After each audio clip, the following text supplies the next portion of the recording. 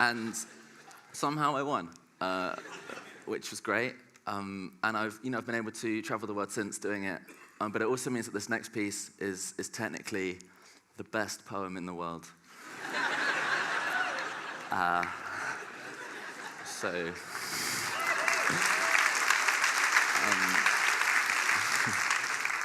according to 5 French strangers.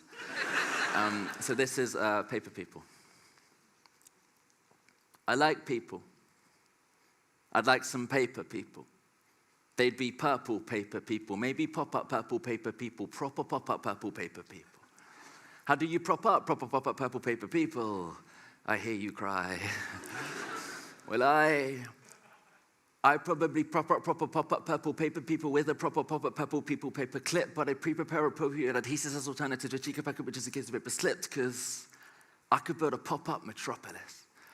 But I wouldn't want to deal with all those paper people politics, paper politicians with their paper-thin policies, broken promises that appropriate apologies.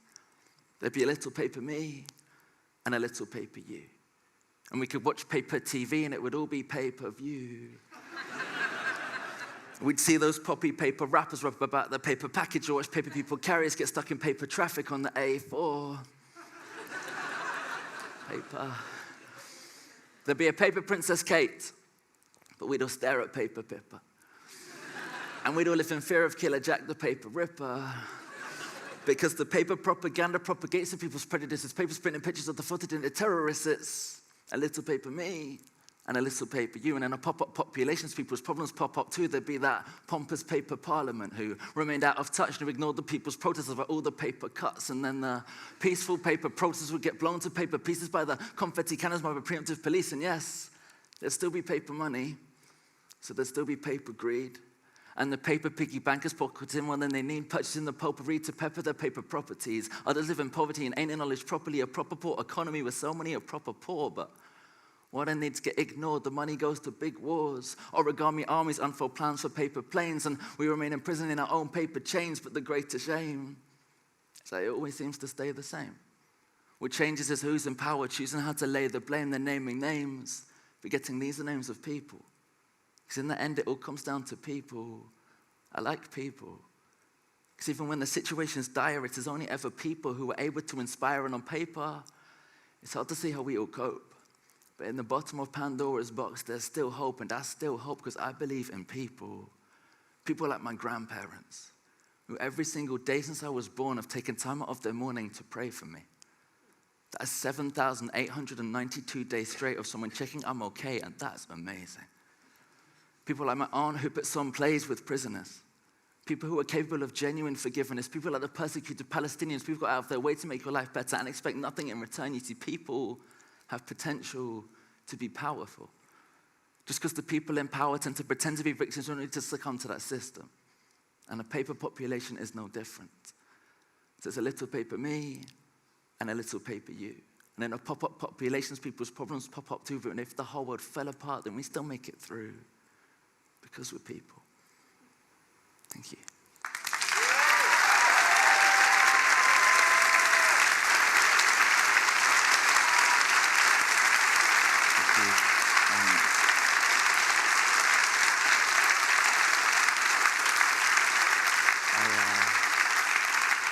Thank you very much. I've just got time for one more. For me, poetry has been the ultimate way of kind of ideas without frontiers. When I first started, the people that inspired me were the ones with amazing stories. And I thought, as a 18-year-old with a happy life, it was too normal. But I could kind of create these worlds where I could talk about my experiences and dreams and beliefs. And so, it's amazing to be here in front of you today. Thank you for being here. If you weren't here, it would be pretty much like the sound check yesterday. And this is more fun. So this last one's called The Sunshine Kid. Thank you very much for listening. Old man Sunshine was proud of his son. And it brightened his day to see his little boy run. Not because of what he'd done or the problems overcome, but that despite that, his disposition remained a sunny one, as I hadn't always been like this. There've been times when he tried to hide his brightness. You see, every star hits periods of hardship. It takes a brighter light to inspire him through the darkness. And if we go back to when he was born in a nebula, we know that he never was thought of as regular because he had a flair about him. To say the Midas touch is wrong, but all he went near seemed to turn a little bronze. Yes, this son was loved by some more than others. It was a case of Joseph and his drinker and his brothers, because standing out from the crowd had its pros and its cons, and jealousy created enemies and those he outshone, such as the shadow people. Now, the shadow people didn't like the Sunshine Kid because he showed up the dark things the shadow people did, and when he shone, he showed the places where the shadow people hid, so the shadow people had an evil plan to get rid of him first up. They made fun of his sunspots.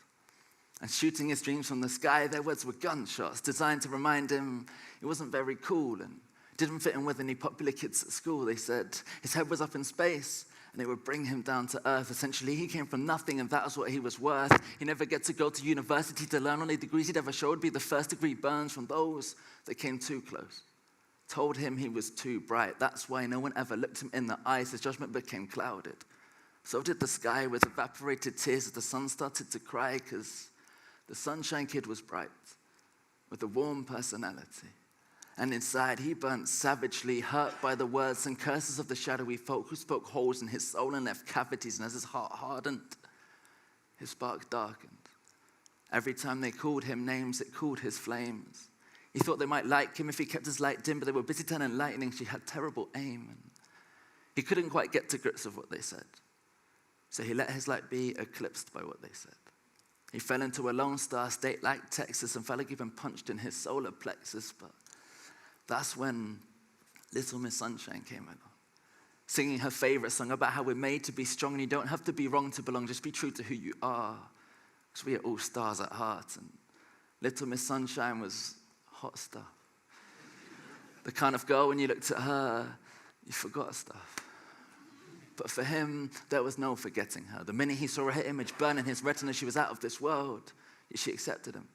The thing about this girl meant he knew whenever she was next to him, things weren't as dark as they seemed. He dared to dream. Shadows were nowhere to be seen. When she was there, he beamed and his eyes would light up in ways that can't be faked. When she grinned, her raised the razor-tipped words of hate. They gave each other nicknames. They were Cool Star and Fun Sun. And gradually, the shadowy damage became undone. She was one in a septillion. And she was brilliant. Could turn the coldest-blooded reptilians vermilion, loved by billions from Chileans to Brazilians, and taught the Sunshine Kid the meaning of resilience. She said that all the darkness in the world cannot put out the light from a single candle. So how the hell could they handle your light? Only you can choose to dim it, and the sky is the limit, so silence the critics by burning. And if eyes are windows to the soul, then she drew back the curtains and let the sun shine through the hurting. So in a universe of adversity, these stars stuck together. And though days became nights, the memories would last forever. Whether the weatherman said it or not, it would be fine, because if you're behind the clouds, the kick is still shine. Yes, the Sunshine Kid was bright, with a warm personality. And inside, he burnt savagely, fueled by the fire inspired across galaxies by the girl who showed him belief. Thank you very much.